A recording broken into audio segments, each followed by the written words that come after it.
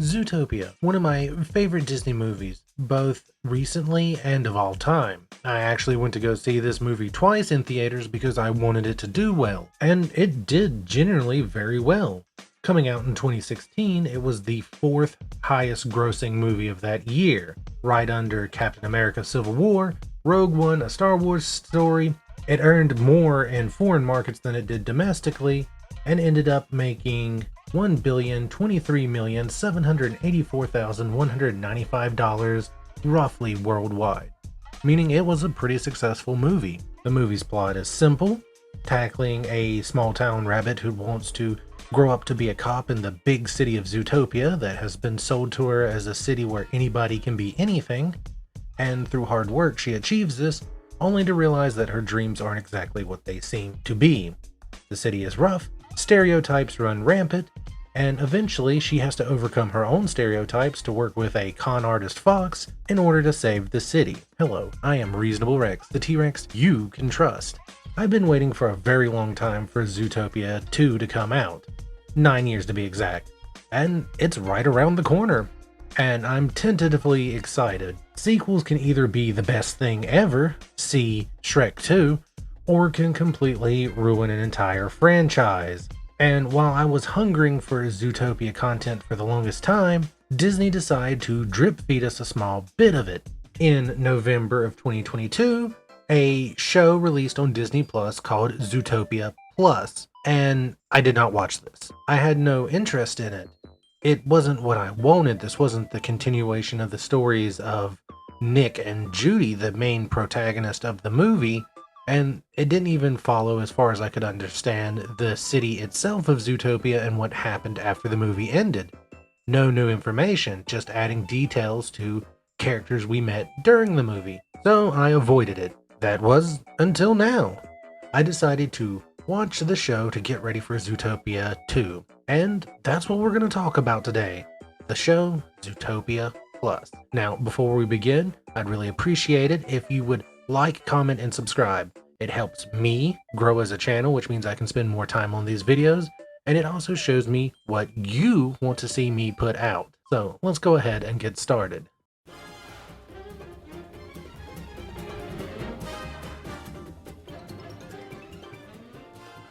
Now, as I said in the intro, this show revolves around following what other characters were doing while the movie was happening. They even include, at certain points, scenes from the movie in order to sort of give you a time frame of when this has happened and what's going on. These episodes fly by. Each episode runs around roughly 9 to 10 minutes and is usually done around the 6:20 mark, meaning that 3 minutes are usually tied up in credits, which means that a good 30% of this show is relegated to credits. Now, I don't mind that these episodes are so fast, but it doesn't really give us a time to soak in any details. It's just quick little adventure bits. The first episode follows what happens as soon as Judy leaves for Zootopia. We see that apparently one of her sisters somehow got on top of the train. Her mother and father race after her, going through all sorts of crazy hijinks in order to get to their daughter and save her. They make sure to show you that Judy was completely unaware of this and edit around the movie to show yeah, this was happening just a little bit off screen, which to me pushes the boundaries a little bit too much. Also, the action in this episode is insane. Why did these two not become cops? They are older, and my god, are they doing all sorts of insane stunts. And only at the end is the dad oh, my back. Honestly, I think they do more physical things than Judy does in the movie, and this is supposed to be after she goes to a police academy. Also, I want to point out that not a single one of these episodes was dedicated to Gideon Grey. You do get to see a little bit of him in the truck in this very first episode eating a pie as he's driving, but they don't dedicate an episode to him. Now, I wouldn't say that he's a fan favorite, but I would say fans generally like him, and having an episode focused on how he opened up his bakery would be fantastic. Gideon is a very entertaining character with a very good story arc that we don't get to see. It all happens off screen.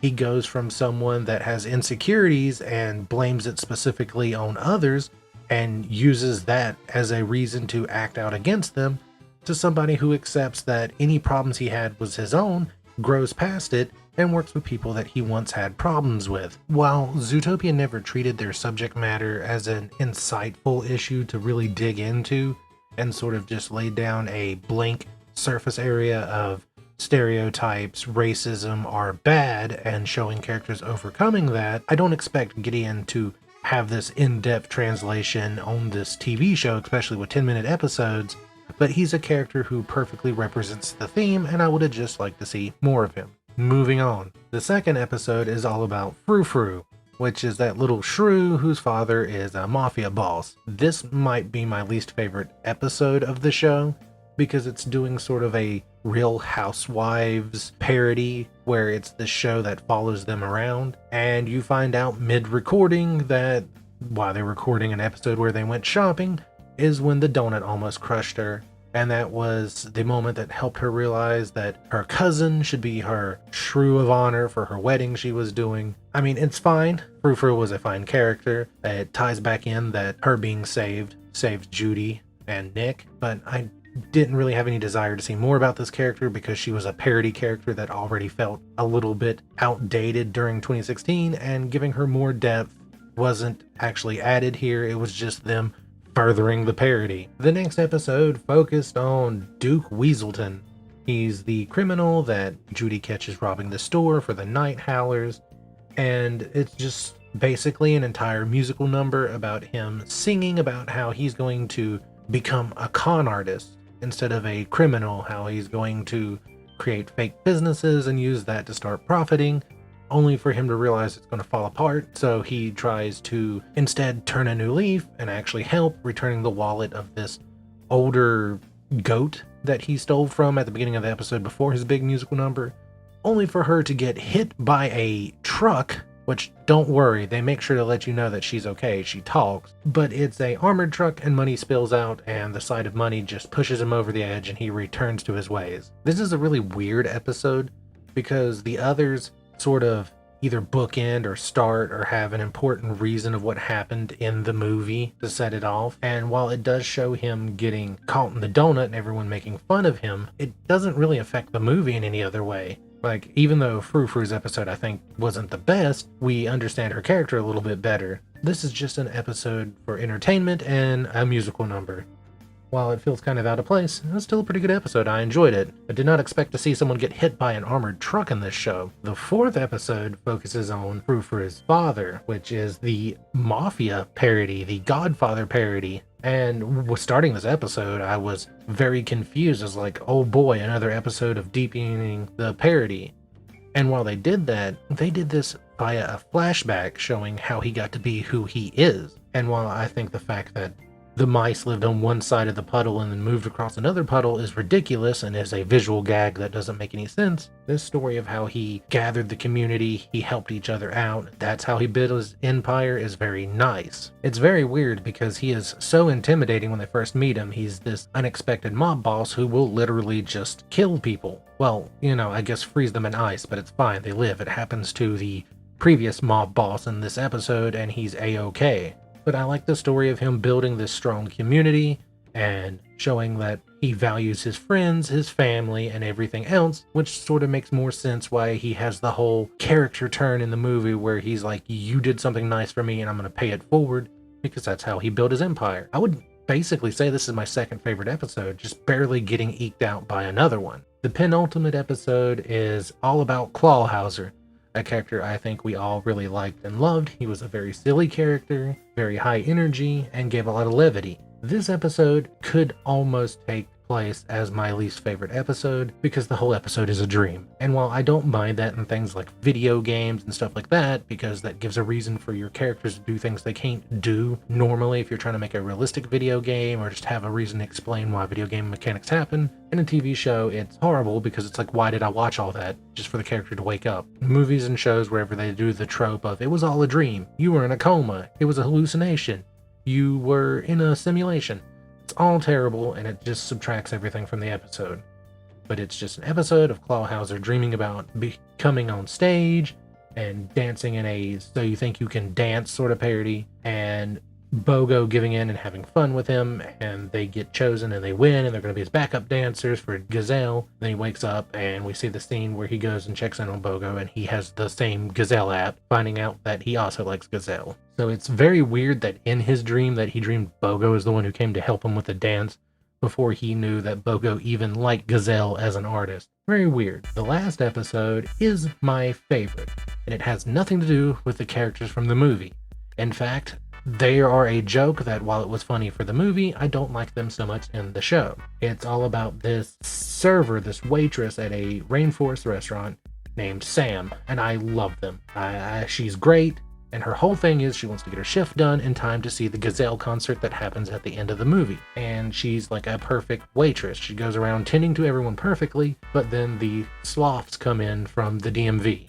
And it's just that joke from that scene over and over again, where she can't do anything else because they're so slow in talking and actions that it holds her up, and then she tries to rush around and do everything, and it ruins everyone's order. Everyone's mad at her. She freaks out, but then the sloth Flash asks Priscilla, I believe her name was, to marry him. Everyone has a happy moment, and she's happy to do her work and happy to serve them, and she's let the stress washed off, and she's willing to miss her concert. However, they're also going to the concert, and Flash has a super fast car, as we know, and that's the scene where they get pulled over at the end of the movie, because while we see Flash, where he reacts to Nick being there, the camera then pans and we see Priscilla with Sam in the back. Now, the reason that I like this episode is that it did something that none of the other ones really did.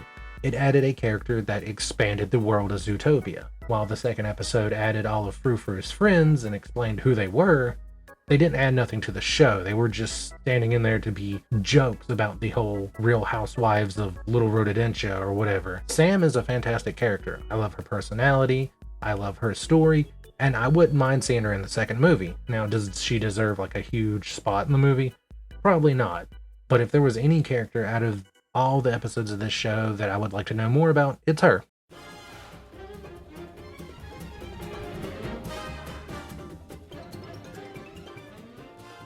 Now, do I think that this show is going to really add anything to Zootopia 2?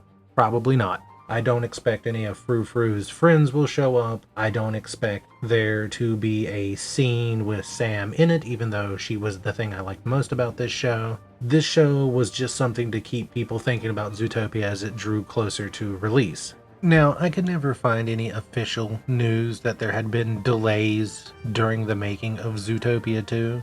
It's being directed by Jared Bush and Brian Howard. Those are the directors from the first movie, and a lot of the speculation around why the movie did not come out sooner was they moved on to Encanto, which of course was a huge hit, and I believe there's some places where they said that they wanted to do a good sequel for Zootopia 2. And that may not happen, but that's the reasons that have been stated that it took so long. I will say that I vaguely remember shortly after Zootopia came out that Rhino, the actor who plays Officer McHorn, tweeted out about Disney connecting to him in order to redo his voice for the character. But that could be me misremembering or a Mandela effect, and maybe that happened many years after. But I vaguely remember that because when Zootopia came out, I was hungry for more of it as I could get. Now, like I said in the beginning of this, Zootopia Plus is probably not going to affect Zootopia 2. It was just something to keep our eyes on Zootopia, because Zootopia 2 would be coming out 3 years later, which is, of course, this year. The original movie had very focused but not really in-depth themes of segregation, stereotypes, and racism, and the show has none of that. Now, I do want to take a moment to move away from the show and just talk a little bit about Zootopia 2, something that interests me. I'm wondering what the take on this movie is going to be. We're going to get a bit political here. I don't like getting political, but I feel like I have to talk about this point. So, due to the current situation in the United States of America and what this movie seems to be aiming its theme at, I wonder if there's going to be a massive call to boycott the movie. I feel there's going to be a lot of online drama about this movie, because To me, at least from this final trailer, it seems like this movie is going to have a heavy focus on immigration. I could be completely misunderstanding this, but that seems to be the focus. From what little bit I can glean from this trailer, as well as the trailer that came out a few months ago, reptiles are not allowed in Zootopia. We don't know why. Was there some sort of horrible event? Was there some sort of war? I doubt it's the latter, because I don't think this movie's going to tackle a subject like that. But reptiles have not been allowed into Zootopia legally. However, there are many of them who are already living in the city illegally in hidden areas. And I assume by the end of this movie that this snake character will reveal what's really going on. Judy and Nick will bring it forward and completely revamp and rewrite the social structure of Zootopia. This is what happened in the first movie. There was a very predator versus prey mentality. There was a lot of stereotypes. And by working together, they showed that a prey animal, the assistant mayor Bellwether, was actually using these stereotypes to turn people against each other. While I don't think after the movie everyone suddenly forgot their racism, it at least helped. So I'm going to be very interested. Like, obviously this movie could come out and I could be completely wrong about what its theming seems to be aimed at, but how crazy would it be that they tackle this issue at this time? Either way, I will be going to go see it in theaters. I plan to do a quick non-spoiler review and then maybe an in-depth review. People seem to really like the content focusing on TV shows, animations, and movies, so maybe I'll pivot towards that. And the best way to let me know if that's what you like is to leave me a comment, like, heck, subscribe for more. I do still do things with video games. I stream every day except for Wednesday and Thursday. I use those days to work on these videos so that I can pump them out faster for you. But if you want to hang out with me and see me play some silly video games, just check out www.twitch.tv/reasonable_rex every day except for Wednesday and Thursday at 4 p.m. EST. Are you excited for Zootopia 2? Did you watch Zootopia Plus and you actually love it and want to talk about it? Give me some comments. I'd love to see what everyone's thinking. And until next time, bye.